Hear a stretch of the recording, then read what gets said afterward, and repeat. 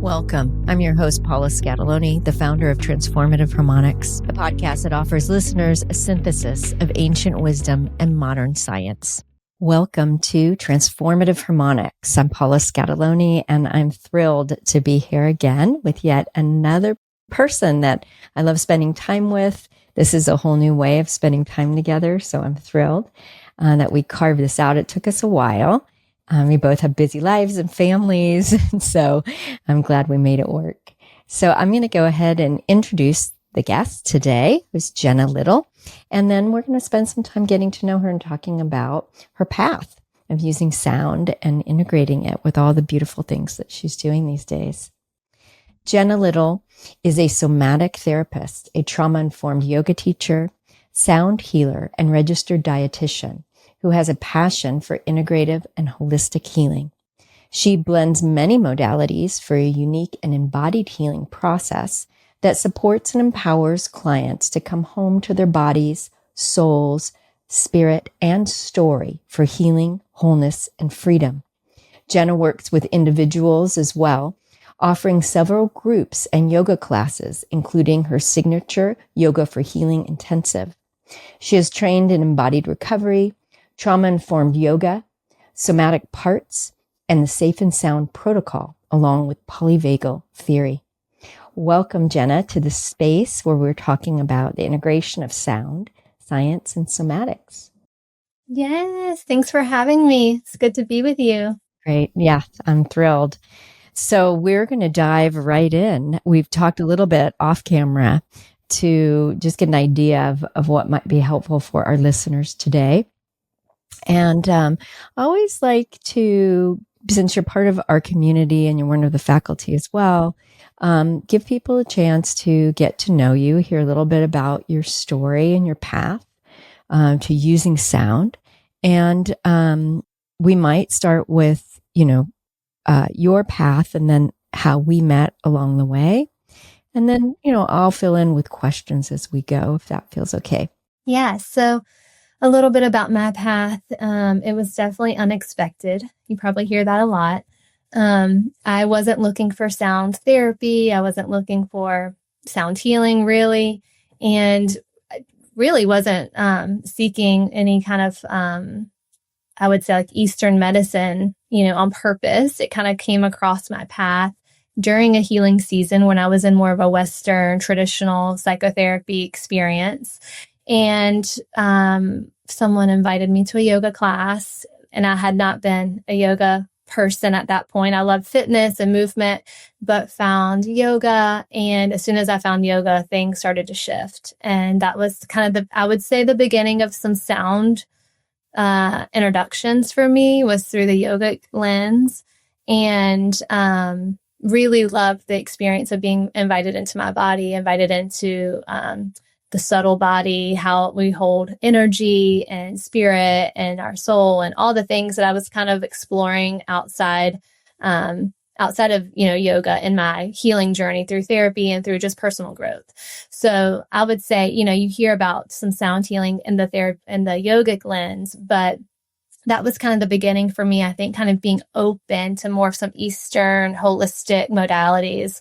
And then through my yoga teacher training, I was introduced to, different types of yoga experiences, yoga nidra, restorative yoga, and even some of ceremonial practices that we do in the training. And there's a lot of chanting and playing instruments and receiving sound that way. So that was like over 10 years ago. So I would say that was kind of the start, but then didn't really pick anything up from yoga, as far as I didn't dive into sound healing from yoga, but really I think I was receiving some different awarenesses of how we heal, how the body heals.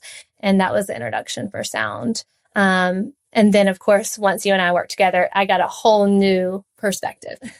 Yes. And that came via, I think we crossed paths in embodied recovery. Yeah. Were you in the last cohort right before COVID? I was in the COVID cohort. You were in the COVID cohort. I was in the COVID. The world, it was closing down around us as we were in the training. Yeah. Well, and I was in it. I started the introduction And then we kind of did level 2 as we were trying to figure out. So we were wearing masks and all of that. And it was a big learning curve. Yeah. Really hard to do this work with all the threat around us. Yeah. We found, but I'm glad you stayed. Yeah. So that was how we met. And I do remember you being, coming in with that yoga perspective. It's like you'd already dabbled in this other world that we were just introducing people to in the group, right? That the body actually matters in the treatment of eating disorders, right? Yes. Yes. So you came in there, and then somewhere along soon after that, I started the cohorts of the small groups and exposing the people in that program to the SSP, and you were one of those very early groups. Yes, that was so fun. Well, just to speak to like my connection to you, I think in the embodied recovery journey, I remember being a little bit, it's vulnerable work. So being in that space and being an energy person myself, and then kind of sensing your energy. And there was, I think, an alignment there. And I remember us having a little bit of conversations around, the body and, what does certain parts of the body hold and different things. And you gave me some wisdom. So when then you offered this other option of like, hey, let's, introduced you to SSP, it was an easy yes for me because I felt connected to your work already and just your perspectives that you were bringing in. So it was a lot of curiosity. I had no clue what SSP was and had never done sound healing, but I trusted you. And I was like, I enjoy Paula. I love her energy. And so let's go, let's do it. So it was kind of like, it wasn't really about the SSP, but it was more about you were doing something new and I was curious. Yeah. Yeah. And what do you want to talk a little bit about your personal journey with it at all to sort of light this up a little bit? And yeah. So, doing SSP was such a unique experience. I don't think I had done any healing work, like that at all at the time. Since then, I've done lots of sound healing with you. But that was the initial framework, I think, of learning to kind of go into my own soul, go into my internal world, go into my spiritual landscape even, and start to get a lay of the land. And that's kind of how I teach it when I do groups myself. I tell my clients, you're going to get a snapshot of the lay of the land.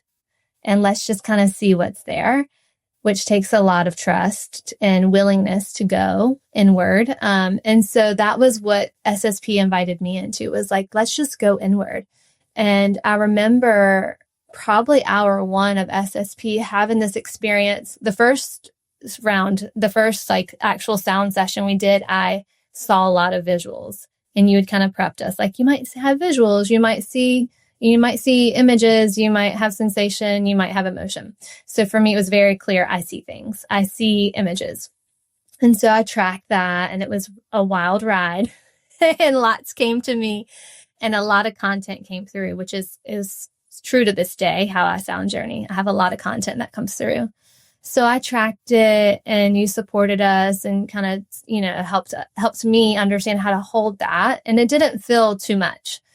Well, what stood out to me was then the second session, we went back in and it was like nothing. And I was like, whoa, what is that? And you were like, well, that's probably, a part. So stay curious, stay with it. So then I went back in, did some more sound journeying, and I realized that was one of my protectors. And so from the IFS kind of language, what was helpful for me was to realize, as I was trying to drop in, there was this blankness that would overcome me. Like I didn't see anything, didn't feel anything. Everything was flat. Everything was neutral. And realizing I had to do that work with myself to say, I want to see. I know I can see because I saw it the first time. Now I have to choose it, and I have to keep choosing it. And so that is how my SSP journey felt the whole 5 hours. Like, I lay on my bed, I have my weighted blanket, I have one of my daughter's like weighted stuffed animals on my heart, I have like squishy things in my hands, and I'm like, I want to see. And so there was this consciousness that I had to keep choosing to understand my internal world, and knew that it was there was a choice to not feel anything. Like there was something wired in me that knew how to, I always called it a light switch, but that could just flip everything off. And I had never visualized it or felt it outside of a moment of probably stress, truly. When I was in a safe context, I had never met that. And so I got to meet that part of me that just shows up when I don't want to feel anything. And it wasn't even alarming, or there was nothing to it. It was just, only thing I can say, it was like neutral and flat. But then when I met it that day as a part, and I kind of talked to it and said, I'm ready. I'm ready. I want to go. I want to go into my heart. I want to feel, I want to see, I want to know myself and know my journey. It was like, okay. And it was like the veils moved away and then everything came alive. And I had this, visual experience. It was kind of like watching a movie, but a very creative movie. It wasn't like a movie of like some people will say it's a movie of my life. Mine wasn't like that. Mine was very creative, felt like a lot of metaphors, lots of visuals in nature. My parts were, some look like human parts, and then some were like energies, felt like an energy part. So it helped really expand my perspective on meeting myself. But I think the biggest thing in that moment, those early hours of SSP, I realized I have a choice. And what do I want? And how do I keep choosing to know myself when I don't have to? And I can kind of just stay numb and say, oh, I've done enough, or I've seen enough, or I felt enough, right? But there was something in me that was like, no, but that's not the fullness of life. That's not fully embodied. That's not fully alive, which is what my whole business and all of my work is about. And so there was this invitation of, okay, Jenna, you get to do your own personal work here. Do you want to drop in? And do you want to keep dropping into that? And over the course of, I think our group was 12 weeks, there was a lot of trust that I built with myself of like, oh, you can trust yourself. Oh, you can drop in and you can come out, and then you can be in your life and you can see things and hold them and feel the intensity and grieve. And you can hold it. You can do it. You can move with all of it. And so that really allowed me to build a lot of trust with myself. And yes, I met all my parts, so many parts. I'm sure there's still more. But it took me back to a lot of places in my life that I didn't get to grieve as a young person. Yeah. So I did a lot of grief work. Yeah. I remember.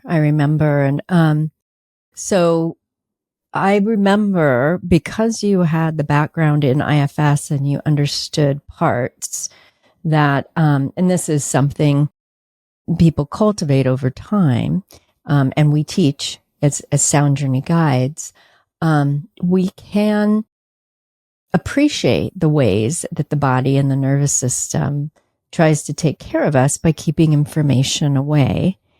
And then it is a choice that we make to be conscious and to allow ourselves to feel and trust that we can hold the emotions that come with unprocessed events. And so you kind of lived through that yourself. Some of the events were intense because it is bringing us into states where there's not resolution yet, right? Resolution. And so we circle back to those places, and we choose. And there's no right or wrong answer. If we chose, like, I don't want to do that, I don't want to look at that. But I do like that you're highlighting both your trust in your capacity to hold the emotions and be with sensations and feelings and bodily states, and then making a effort to communicate with the parts that might shut things down. Because people have a lot of different responses to the SSP. Sometimes, they'll say it was flat. Yeah. And some of that, may have to do with those protective mechanisms. So I'm glad you pointed that out. Yeah. Yeah, wonderful. So how many times have you done it then? The SSP journey? Yes. I've only done it once. Okay. So in the mentorship, you did the RRP. Yeah, we did the RRP and did your music and different other music. Yeah, but I've only gone through the 5-hour journey from start to finish one time. We did, I don't know if you remember, we did some of like the monthly groups for probably about a year after we did SSP. We would do like parts of hour 4, parts of hour 5, we would go back in and do snippets. So I did some of that with you. But then RRP, and then also some of the Reiki sound journeying that we did. Okay. Yeah. So you've had a variety. And for folks that are coming in that don't know RRP, that's the Rest and Restore program. It's the newer program that we use. And so Jenna opted to spend her time in the mentorship on that. So let's talk a little bit more broadly about sound journey in general, because now you're starting to say, well, you could journey this way, you can journey that way. So what have you come to understand about sound journeying in the different ways? Even, you're bringing in, I know, even some of your yoga work with sound journeying. Yeah. So what thoughts do you have about that?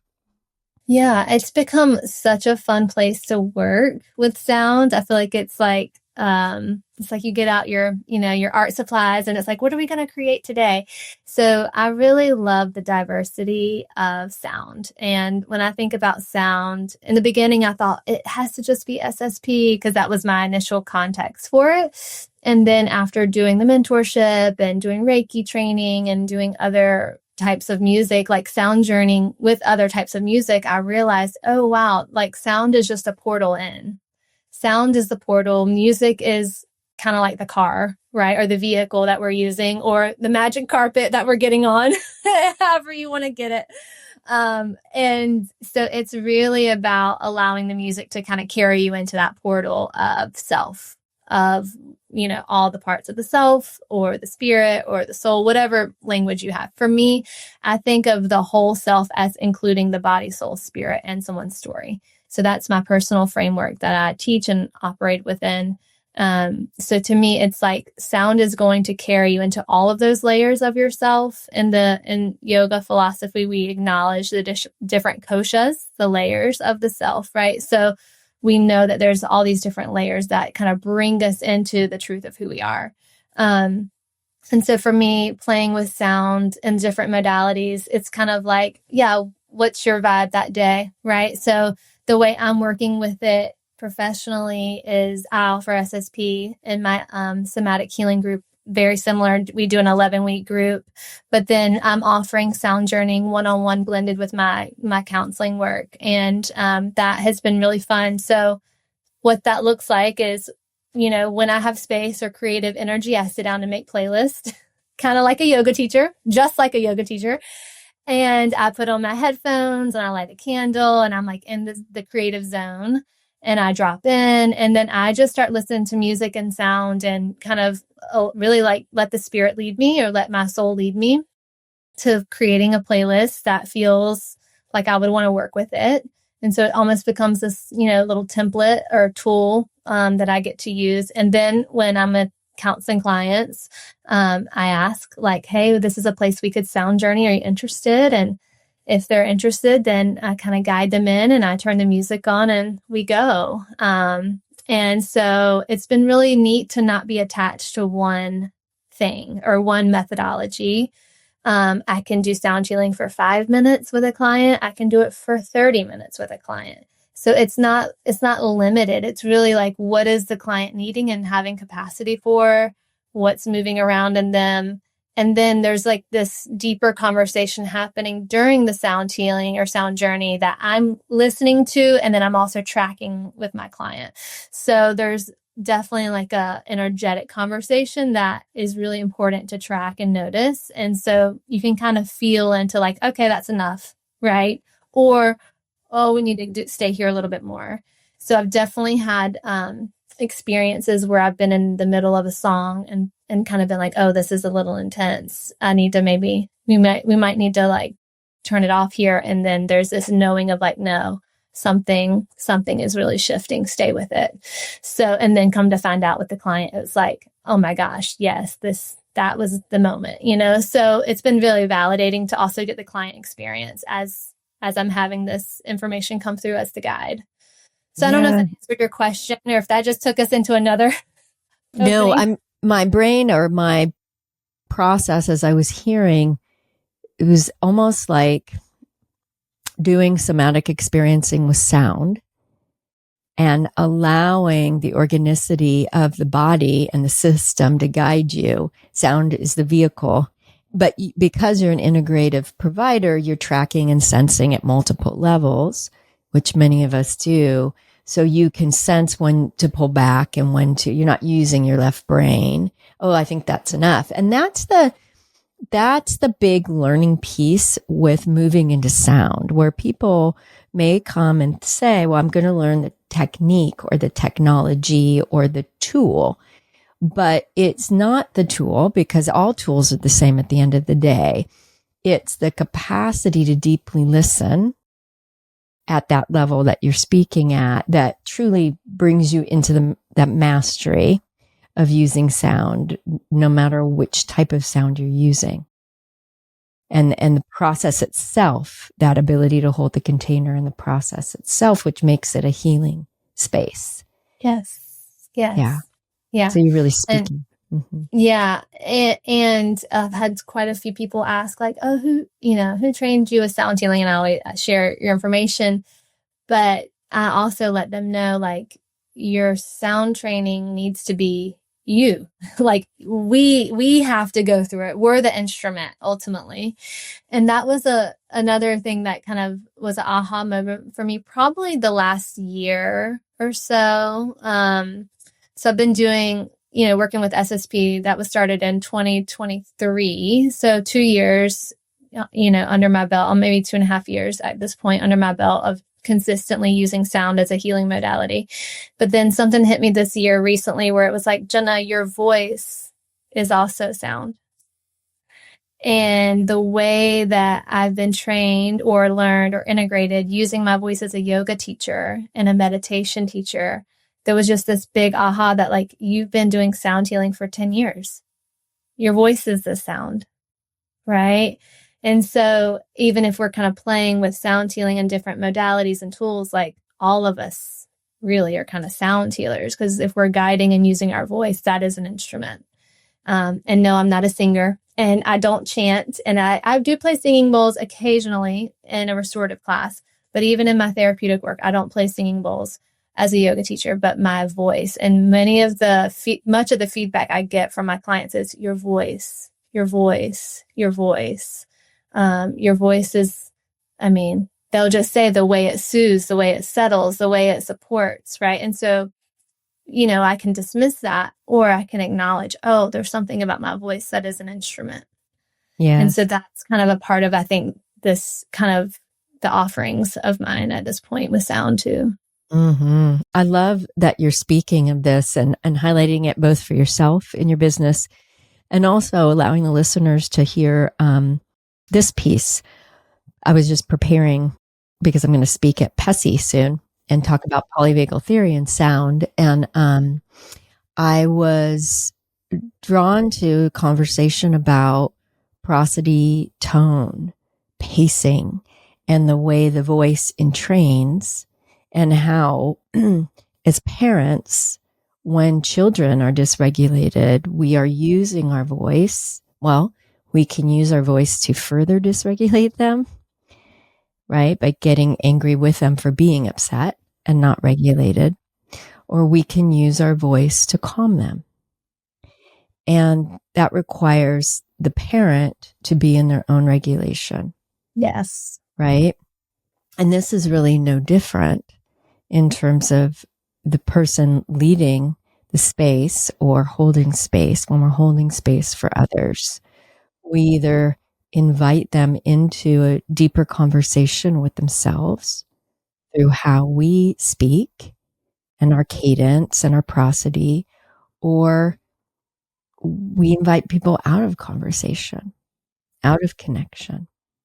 So paying more attention to how we use our voice and bringing that into people's awareness so they can become more cognizant of how they're affecting people with their voice. And that is part of, when you go through the SSP work or you go through any sound journeying work, you're gonna meet those parts of your voice. You're gonna meet parts of energy that might be binding, right? Kind of blocking your voice. And so to kind of bring it full circle of as we heal and do our personal work, it shifts how we show up in the world. And I saw that to be true. I mean, my nervous system was definitely, there was a before and after for me with SSP.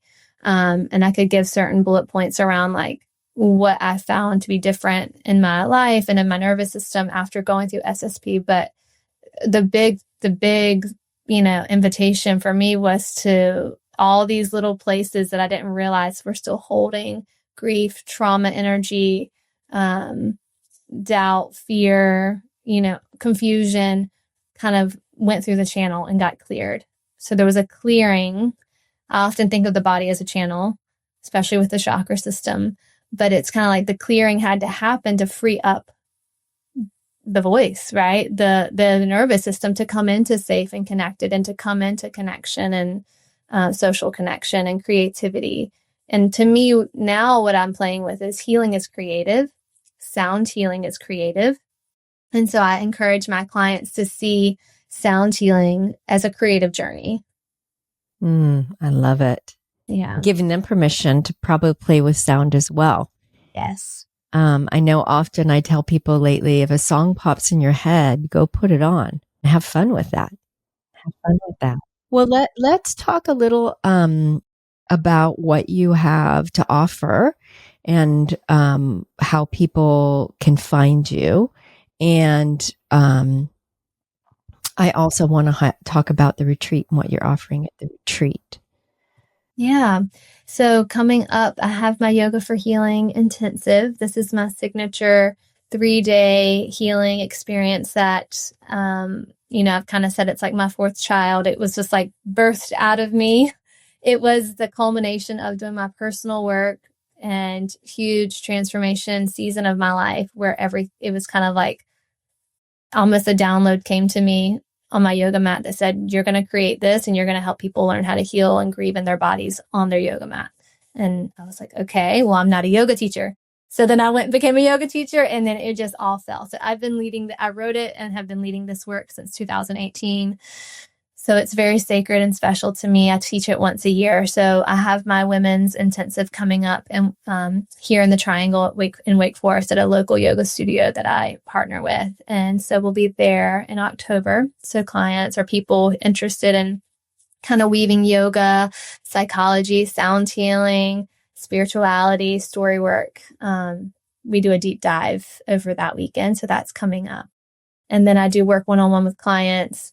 Do a counseling framework. And I am a holistic counselor, so I weave all sorts of things in. And then, I do workshops. I'm kind of try to lead creative workshops throughout the year, yoga classes here and there. So I'm kind of got some things sprinkled in before now. And then we have our retreat coming up. Beautiful. And just to highlight with your individual work, are people also able to access you as a dietitian within that as well? Are you fully integrating everything or have you put that one aside? I've kind of put that one aside. Okay. I do give, like, occasionally I'll say, I'm going to put my dietitian hat on and give you this perspective, but I kind of explain the difference if they're needing a full-time kind of dietitian on their care team or on their life team or part of their healing village, whatever they want to call it. And then I do refer out to dietitians to do more of that foundational, true dietetic work. But everything is informed. I mean, nourishment is like all in my conversation. So I'm always talking to my clients about nourishment, embodiment, what's blocking that, what are barriers to that. So it's very informed and infused into everything I do. But I say, if you want a whole hour mapping out food, talking about food, that's your traditional dietitian, and I refer out to that. Okay. Wow. So you really are a blend of so many things. Okay. And so you have the focus of the yoga, you have the SSP groups, and then you have agreed to, thankfully, come and be a part of our retreat, which we're just going to start talking about more publicly up in Asheville. And you'll be leading morning yoga and embodiment practices. Yes. I'm so excited. Yeah. Yes. Yeah. Yoga is like my joy. So, we talk about following your joy. Sound healing is a joy. Yoga is a joy. It's very, it's just such a gift to me to lead it and then to get to share it. So anytime I get to be in yoga, whether it's taking it, teaching it, offering it, it's a gift. Yeah. Beautiful. Well, I'm so thrilled that you'll come. I have not experienced your yoga yet, so I'm excited to be a participant in that. Yeah. Yes. So, I feel like we've circled around quite a few pieces here. And so I appreciate, is there anything you feel we've left out, or you feel pretty good about the conversation? Yeah, I think it feels very good to me. Wonderful.